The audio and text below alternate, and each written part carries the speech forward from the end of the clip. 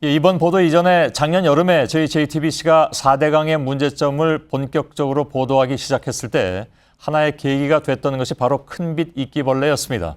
그 이후에 유해성 논란이 이어지기도 했죠. 안지현 기자가 다시 낙동강과 금강으로 가봤습니다. 역시나 큰빛 이끼벌레의 개체수가 급증하고 있고 그 외의 생물체를 발견하기가 어려웠습니다.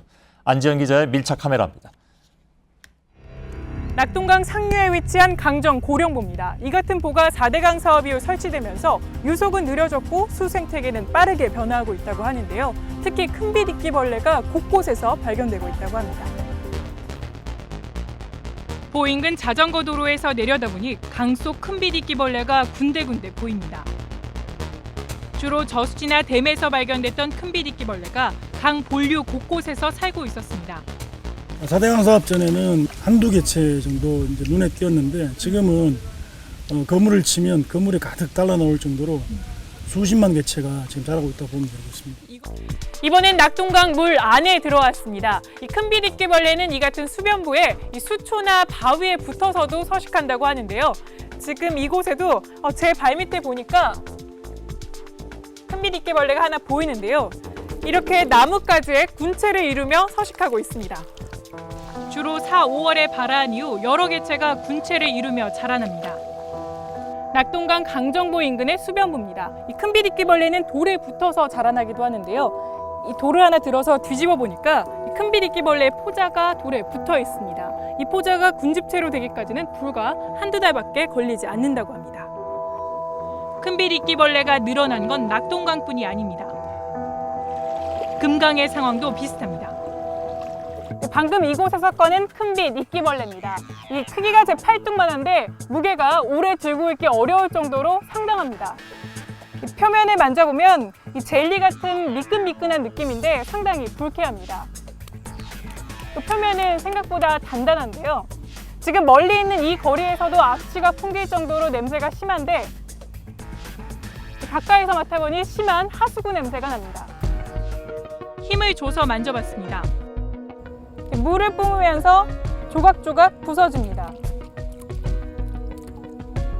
물속을 카메라로 촬영해보니 강바닥에는 수십 개의 큰빛 이끼벌레가 자리를 잡고 있었습니다. 수심이 좀 더 깊은 곳에서도 발견됐습니다.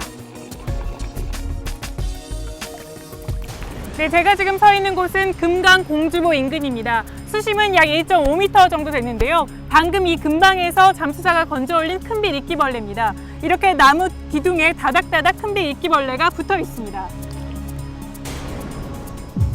저희 취재진은 잠수사를 통해 낙동강과 금강의 보다 깊은 곳까지 살펴봤습니다. 바닥에는 뻘층이 두껍게 형성돼 있고 폐 자전거까지 보입니다. 하지만 큰빛 이끼벌레를 제외하고 살아있는 생물체를 발견하기는 쉽지 않았습니다. 카메라에 잡힌 물고기는 외래종인 블루길 한 마리뿐이었습니다. 보가 없는 강 같은 경우에는 그 다양한 민물고기들을 손쉽게 관찰을 할 수가 있는데 그런 것들을 단 한 정도 오늘 볼 수가 없었습니다. 큰빛 이끼벌레에 익숙하지 않은 모습에 사람들은 불쾌감을 나타냅니다. 보기 징그럽죠. 보기 징그럽네. 이게 막 번식될 거 아니야. 되게 좀 혐오스럽고 이게 진짜 있나 싶기도 하고.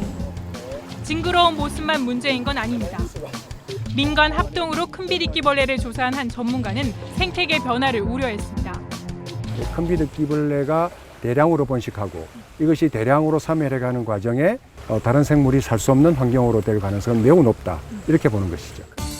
이런 가운데 환경부에서는 지난해 말 큰빛 이끼벌레의 유해성은 없다고 결론 내렸습니다.